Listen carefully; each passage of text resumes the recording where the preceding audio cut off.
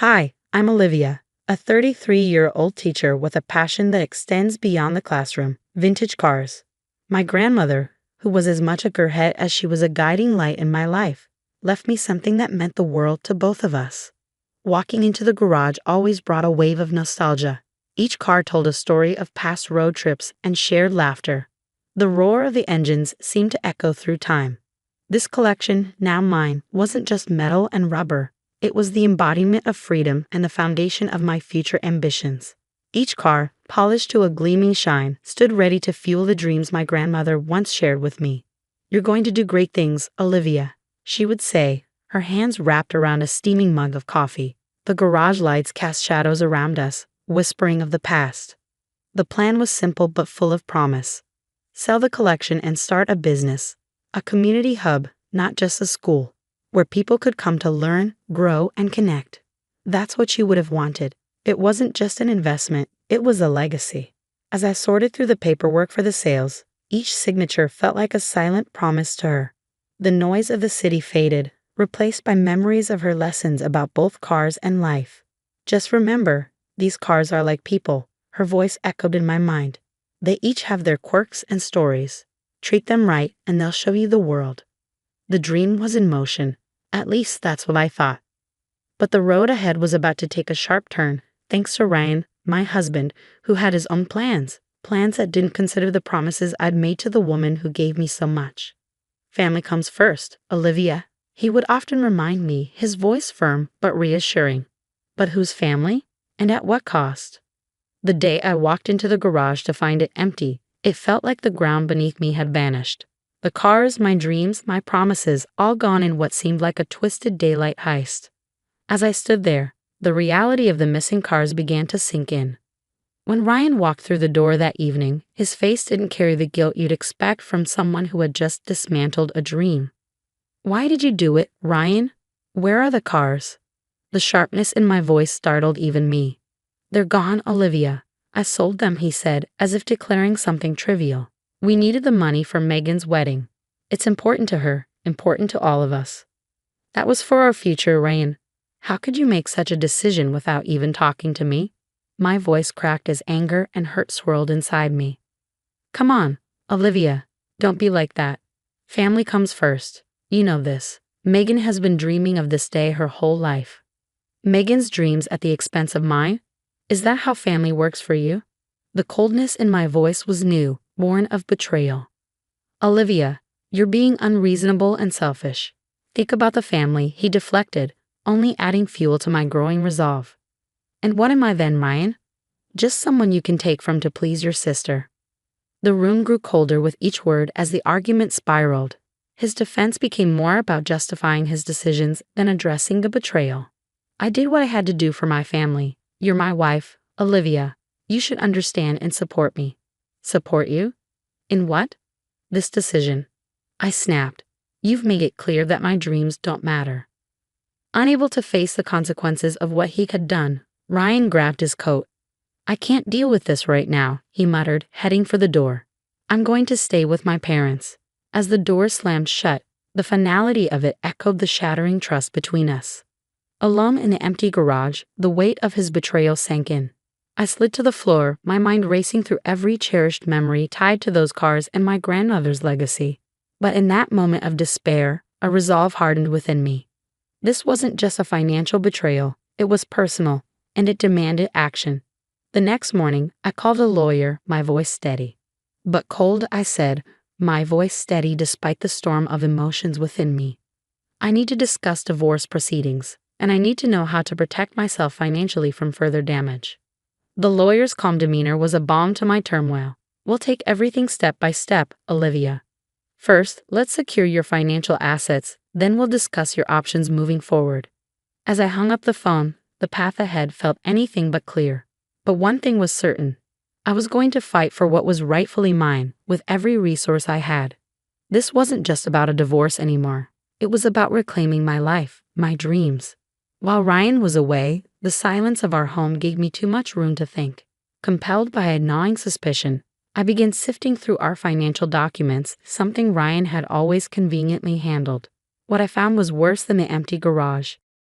Overdue bills and credit card statements, each marked with glaring warnings, lay scattered across the table. Beneath a stack of junk mail, I uncovered the most damning evidence: a bank statement showing massive transfers to an unfamiliar account. My heart raced. I could hardly breathe. He didn't just betray me, he's endangered our entire future. I whispered, the walls of our home suddenly feeling like a cage built from his lies. Gathering the documents, I made another call to my lawyer. My hands trembled, but my voice was firm. I found more. It's worse than I thought. Document everything, Olivia, my lawyer advised. We'll need all of this. Are you safe? Should we discuss protective measures? I'm alone. He's staying at his parents' house, I replied. But yes, let's ensure he can't do more damage. The next day, we met in person. The lawyer's office was stark and impersonal, a stark contrast to the turmoil of my emotions. But it was a sanctuary where I could lay out the truth. We need to freeze your joint accounts and credit lines immediately, my lawyer said, tapping away on a keyboard. And I recommend we start the divorce proceedings as soon as possible. Based on what you've told me and the evidence you've provided, we have a strong case for financial misconduct. I nodded, the reality settling in. What about the cars? Is there any way to get them back, or at least get compensated for them? We can certainly include that in the settlement. It's clear that the sale wasn't just about the wedding. It was likely to stabilize his own financial mess. The lawyer replied, the tone clinical but not without empathy. That's just it, isn't it? I said bitterly. He sold my future to patch up his past. Yes, and we're going to address that. You're taking the right steps, Olivia. Protecting yourself now is paramount. The discussion turned to legal terms, procedures, and financial strategies. Each word spoken in that office fortified my resolve. This wasn't just about ending a marriage, it was about ensuring that Ryan's betrayal wouldn't define me. I want to ensure he doesn't benefit from my future successes either, I said firmly. Whatever business I build, it's going to be mine alone. We'll make sure of that, the lawyer reassured me. I'll draft a separation agreement that protects your future earnings. As I left the office, my emotions were a whirlwind. The road ahead was daunting, but for the first time in what felt like forever, I was taking control of my life, no longer dictated by Ryan's deceptions. During the months of separation, my focus shifted entirely to my career and the business I had always dreamed of. Turning pain into motivation wasn't easy, but each step forward brought me closer to the life I deserved. One afternoon, I sat across from my business mentor, Samantha, in a bustling coffee shop. Papers covered in logos, potential locations, and marketing plans were spread out between us. Olivia, the key is to start lean. Focus on what makes your educational program unique, then build from there, Samantha advised, scanning my business proposal. I know it's risky, especially with everything going on. But I feel like it's now or never, I replied, sipping my coffee. I want to build something that's mine, something untouched by chaos. Let's talk funding, Samantha suggested. Have you thought about a small business loan or even crowdfunding? People love to support causes they can connect with, especially in education. I've saved some, and with the divorce settlement, I should be able to get enough to help, I said, feeling a mix of hesitance and hope. The weeks that followed were a whirlwind of activity. Securing a loan, finding the perfect location in the heart of the city, and hiring a team that shared my vision were all challenging, but exhilarating. There were days when the obstacles felt overwhelming. On one particularly rough day, I was on the phone with our supplier, who had delayed our educational materials. We need those materials before the semester starts, or we won't be able to launch, I explained, the frustration evident in my voice. I assure you, Olivia, we're doing everything we can. I'll personally see to it that your shipment is prioritized, the supplier promised. Despite the setbacks, the day we opened our doors to the community was a triumph. Watching students walk in, eager to learn, felt like the beginning of a new chapter in my life. As the business began to flourish, so did my sense of self-worth. The community embraced the educational center, and word of mouth spread, filling our classes beyond expectations. Then the call came. The final divorce papers were ready to be signed. Sitting in my lawyer's office, the pen felt heavy in my hand. The decision felt light. I signed each page with a sense of finality and freedom.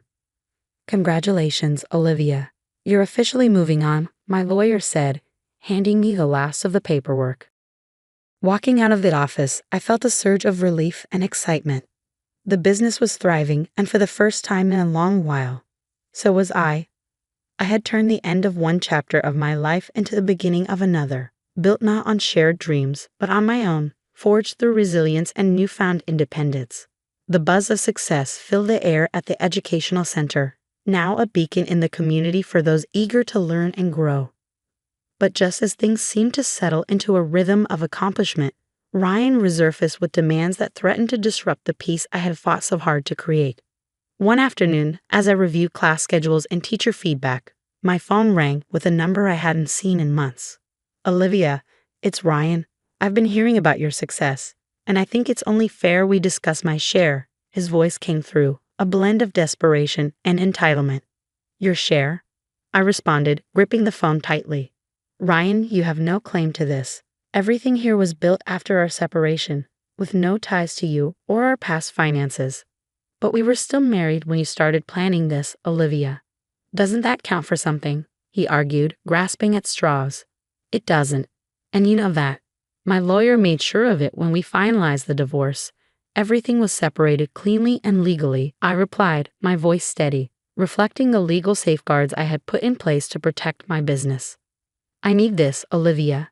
Things haven't been great since the divorce." Ryan's voice cracked under the weight of his financial strain.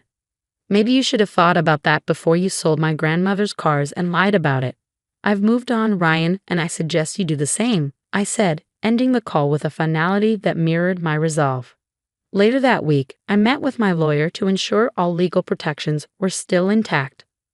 "Olivia, the separation agreement was very clear. He has no legal ground to claim any part of your business or future earnings.